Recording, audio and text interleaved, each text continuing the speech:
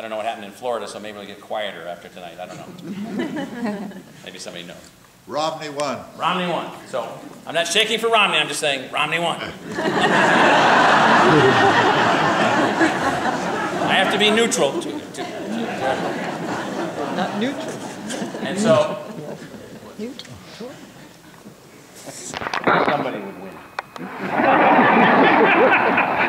And so I just ask you, let's start with this as the vision. Let's say that you're the Citizens Committee that has produced this vision. This is what you would like your comprehensive knowledge enterprise to do. How would you like it to work? How would you like it to be funded? It shouldn't be funded only by taxpayers. That's an antiquated, almost silly model. Because if it's funded that way, how will it have to work? It will have to work in a different model. But how do you want it to work?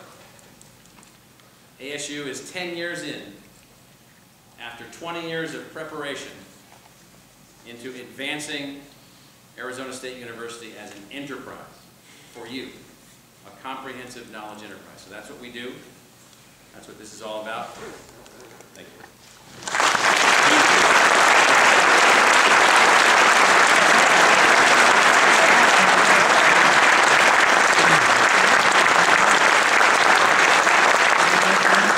We have a few minutes for questions, and Gary or Rick, I don't know what the rules of engagement are, but if people just want to ask a question, we can raise the house lights just a little bit. I can see where people are. They should.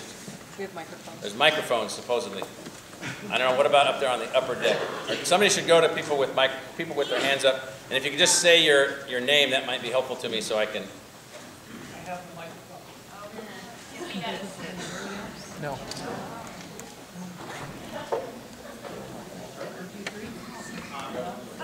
No luck with microphones Okay. tonight. I'd like to mention two ideas. Okay. It seems to me that Wait, we got multiple levels here talking. Start up here first. So All right. sorry. It seems to me that you're saying that ASU. What's your name? David Wright. Thank you, David. I work in the Roy Eyring Center for Solid State Science at ASU. Yes. I've been here 25 years. Yes. You're saying that ASU is an innovation in innovation. Yes. And I would like to combine that with the idea that I've heard you mention before, that from Joseph Schumpeter, that innovation is a process of creative destruction. Yes.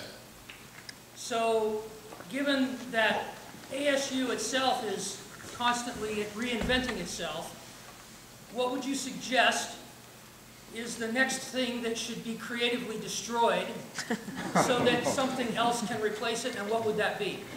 Thank you, David. So it's interesting. I can actually see you as you speak, but the shadowing eliminates all but your head, so it's quite humorous. I mean, actually, it's just very humorous. And so we eliminated 68 academic units from ASU at one level or another, and reconfigured those 68 units into around 30 or so units. And so we're doing a lot of that Schumpeterian creative destruction within the institution itself. I think that one of the things, I'll take a broad angle at your question, not so much a specific institutional thing. I would say that we should be operating with, back to what enterprises do. I think the United States government and the government of the state of Arizona should be much more enterprise-oriented. Let's take these national labs, for example. Put them all into a pile, squish them all up, and say, design me 3 platforms that can outperform these 10 platforms and get rid of everything else. Concentrate your resources, concentrate your energy, concentrate your talent, fund them like there's no tomorrow, allow them to link up like there's no tomorrow. So the point is that we haven't done enough of that. So the notion of Joseph Schumpeter, the Austrian economist who came up with this idea of creative destruction, that's not been applied in Mr. Downs's, the Professor Downs, the guy I was quoting earlier, in his logics of bureaucracy. It doesn't get applied. There is no force for creative destruction other than one that we seem to be approaching right now, which would be something on the verge of financial collapse of the government. But that's not exactly the methodology that you want to go through. So I think that what one has to do is go back and look at everything, literally everything, school districts, universities, everything, and start thinking through how they can be reoriented on new trajectories. Not everything would fit the model that I'm talking about, but many things would. Many things would. Yes. Walter, the idea of research and ideas and products and models and so on being developed at universities is wonderful. It's exactly one of the places where it should come from. But one of the things that's been a problem in the past is in transitioning that to industry and how to deal with the intellectual property and the rights, patent rights, and so on and so forth that's dealt with and how that's done. What is ASU doing to simplify that process and make that easier?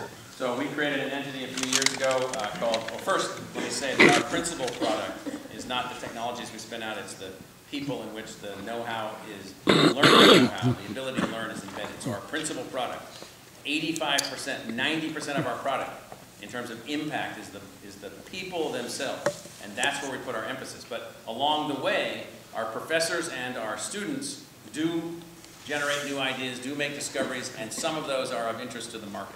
So we created a thing called Arizona Technology Enterprise. That typically, all those technology transfer shops have been highly bureaucratic. We're systematically reducing the bureaucratic drag of the way that we're working on things. We're doing faster deals, deals with little upfront complexity.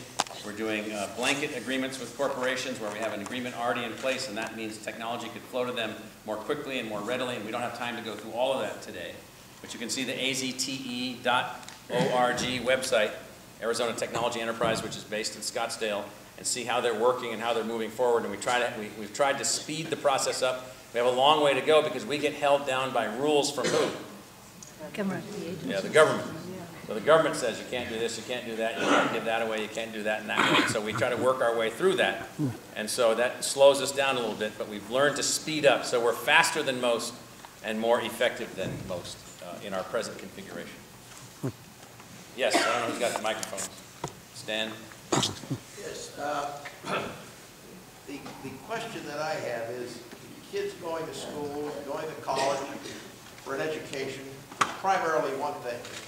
So they can get out into the marketplace, get a job, and advance themselves in a society and make money and be successful. There are so many kids that graduate, and they have all this vision that you have instigated or instilled in them. We'll do it any way we can. Any way we can. And this is a good thing. And they have all, they're impacted with all this knowledge that they have. They go to the marketplace, Yes. and they don't have that arena where Yes. they could use that knowledge that they have. And as a result, a lot of them are out there waiting on tables, they're driving cabs, and they don't have the outlets to use for the education that you've given them. Right. What is ASU doing in that regard? So a couple of things, and so I agree with that general concern, and you know, generally our statistics over the last few years are that 97% of ASU's graduates are either employed or in graduate school within 1 year, and within 5 years, numbers similar to that are employed or still in graduate school. But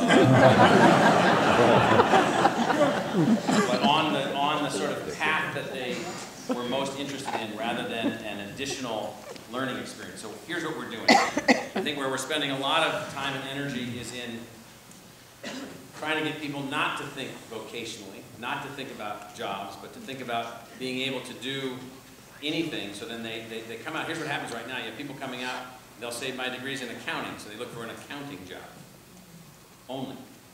Or they look for an accounting job and they want to live in San Diego. So they look for accounting jobs in San Diego, and then they come from an upper middle class family and they say, well, I'm not going to take any job that doesn't have a starting salary of $65,000 a year. And you're like, you give yourself 3 strikes. You know, you're defining the space, the place, and the amount. And so it turns out that lots of students right now are going through that kind of complexity.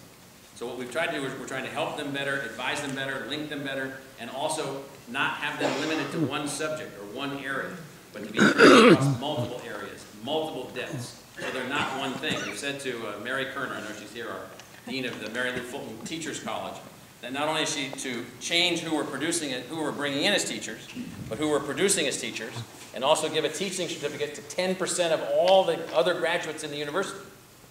In engineering and architecture and English and history and math and chemistry and physics, so that they're not thinking on one dimension. So we're trying to change the dimensionality and the depth of the educational experience, and we're also trying to create more, and this helps them, more problem-solving scenarios to use as a part of their learning experience in all subjects.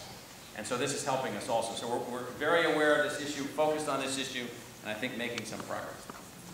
Yes, I'm just pointing.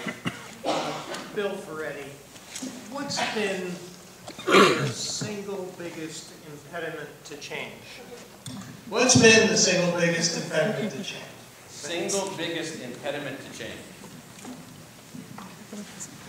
Tenure? No, tenure is not an impediment to change, because tenure at ASU is not a lifelong appointment for a bunch of lazy losers. I mean, that's not what tenure is. Tenure is the ability to work on any problem or any project that you want to work on. It is to express any idea, attacking or threatening any other idea. So remember our ideas as our second objective, our second output. It turns out that in the business of ideas, a lot of you may not be in businesses that produce ideas as their product. If I'm going to attack your idea, it's not going to look good for you when I get done telling everyone that your theory was like 98% wrong. Now, it was adequate for the moment, but there's a little fighting that goes on among people that are trying to replace their idea with somebody else's idea. So tenure is meant to protect the freedom to pursue whatever idea you want to pursue and to attack any idea that's out there, because that goes all the way back to those Greek academies. That's how it works. So it's not tenure. But the biggest impediment, I would say, is this willingness to accept things as they are. It's like amazing to me. It's like we just sort of decided that the United States, a couple hundred years into our history, this is it. Now that all there's left to talk about is how much will the taxes be? and there's no new models, no new structures, no new designs, no new ways of doing things. Oh, well, no more money for NASA. No more space shuttle. And then I heard the other day that the space station, Hugh Downs, when does the space station collapse? Like 2028 or 2018 or something? This International Space Station come tumbling into the Pacific Ocean. When it started? No, when does it come down? I can't remember. When's it projected? I think it's in a few years. So I'm like, well, what's the plan for the next one or whatever? Yeah.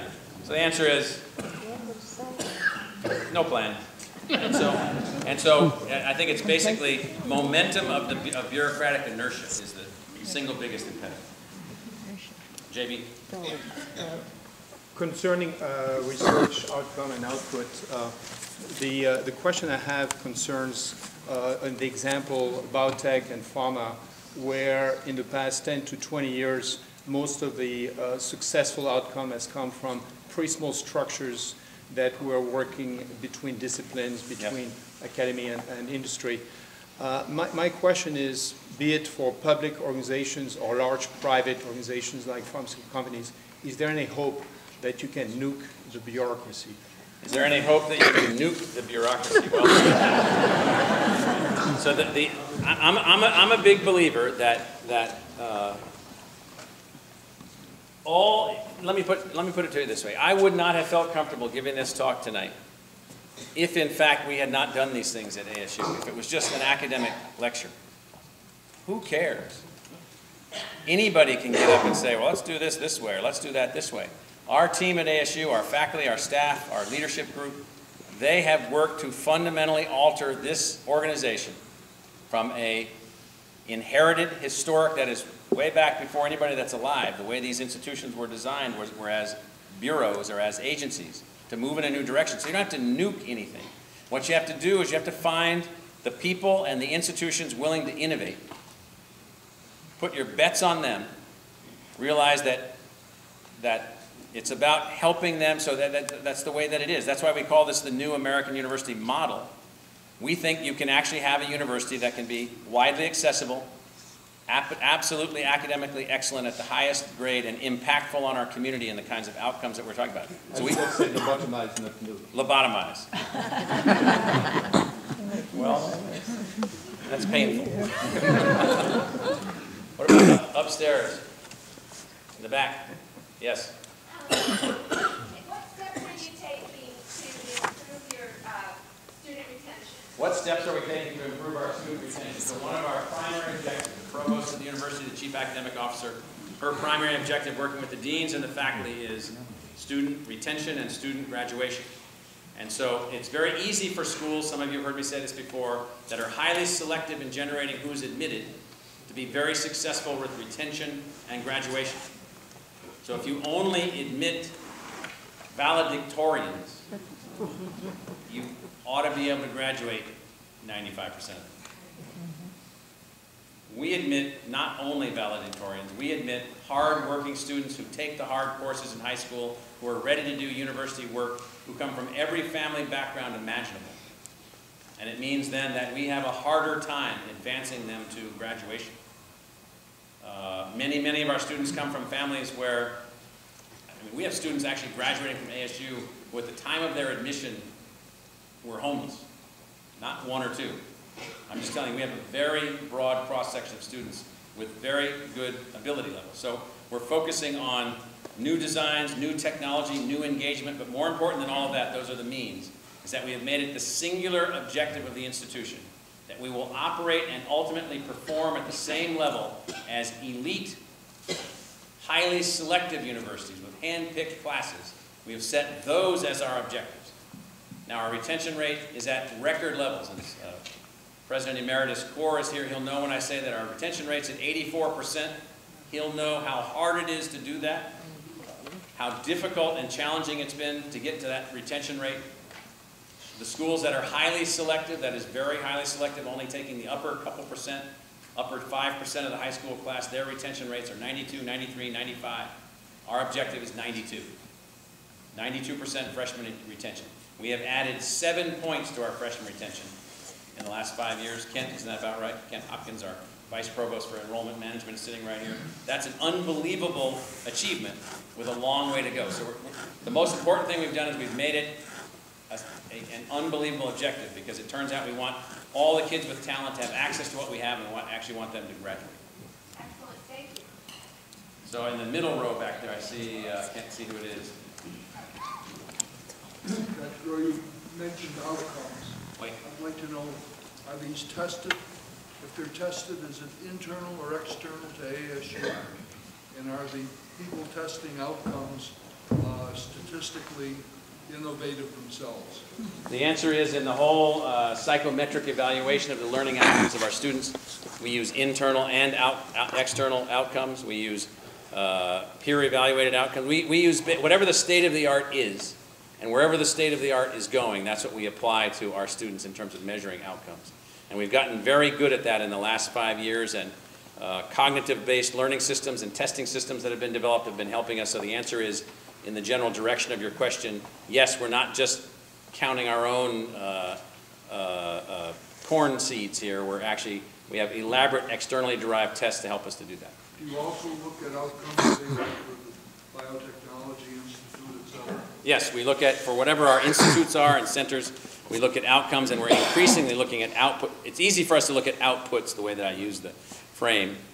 The Piper Charitable Trust just gave us $10 million to actually concentrate within the space of health solutions or health outcomes to focus on how to better measure those and advance in new directions. So that's actually something that we're doing.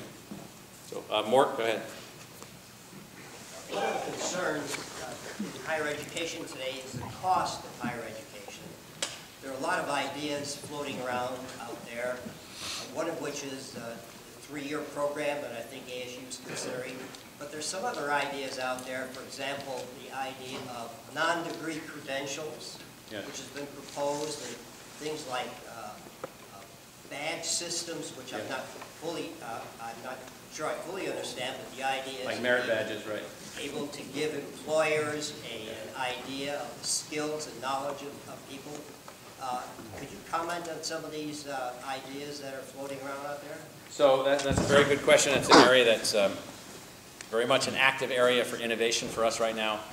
We're launching a new lower cost platform in Lake Havasu City, Arizona, with the full support of the community, investment by the school district, investment by the community, investment by citizens. That's a lower cost platform. We've built new platforms to link. We now have 8,000 students on automatic tracking into the university through certain degree programs from the community colleges to the university. On that particular program, that's 8,000 more than we had 24 months ago. That's a lower cost pathway to degree. We're very much, the challenge for us among the public research universities, if you line them all up and you look at whose cost to degree was the highest, guess what state that's in? It is in Arizona, New Jersey. And so the highest, Rutgers. And then you look at who's the lowest. In the lowest three, it's us and a couple of others in terms of cost to degree already. And we're not satisfied with being in the lowest three of all of those institutions. We're looking to drive those costs down. If you drive those costs down by changing your semester clock, which we have done, advancing new technologies, which we have done, advancing merit badges, which we are doing, advancing learning outcome metrics, which we have done and are doing. And so you work across all those dimensions at the same time. We have lowered our costs. We're continuing to lower our costs, the cost to degree. What we're interested in is how can a student move through at whatever speed they want to move through at?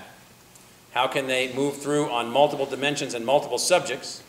And how can they do that at a cost which is affordable to them, affordable to us, and so forth. And as you know, from having been an academic for many decades, we live in a world where universities are ranked. You get a higher ranking the more you spend per student. You get a higher ranking the more you spend per student. We gave up on that.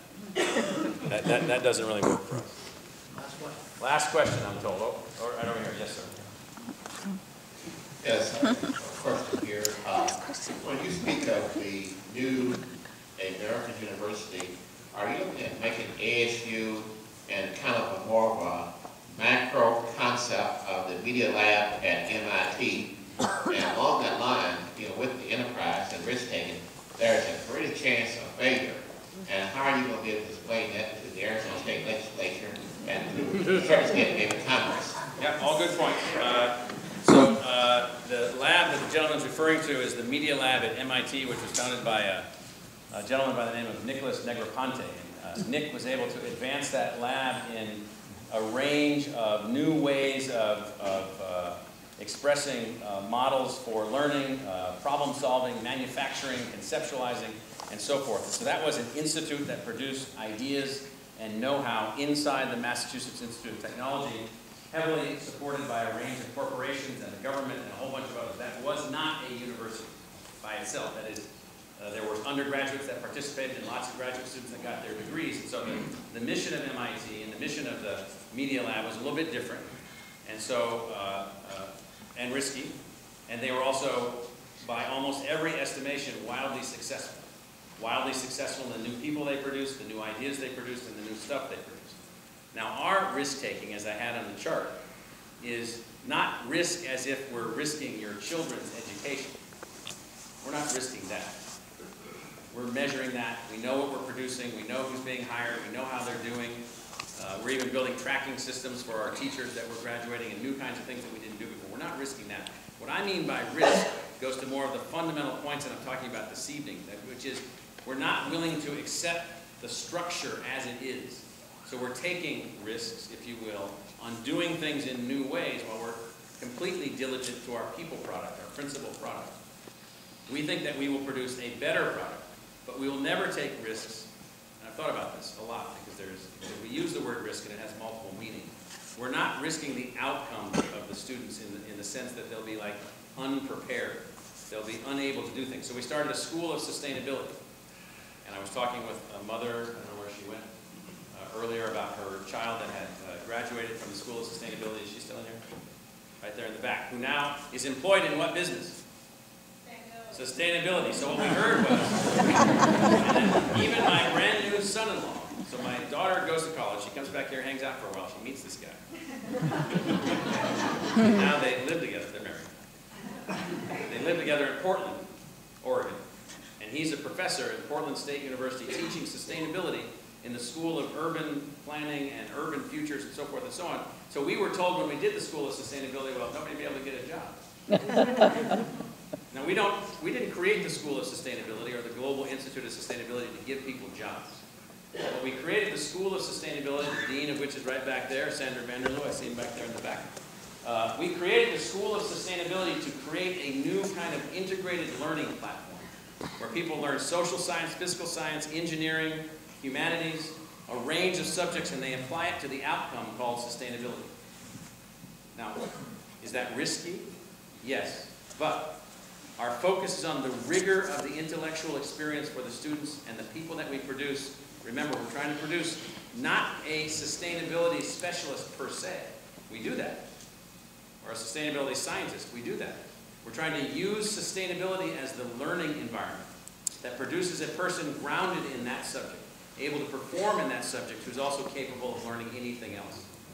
And so we do that very, very carefully to avoid the risk that I think you're concerned about. And that's a very good question. So thank you, everyone, for everything.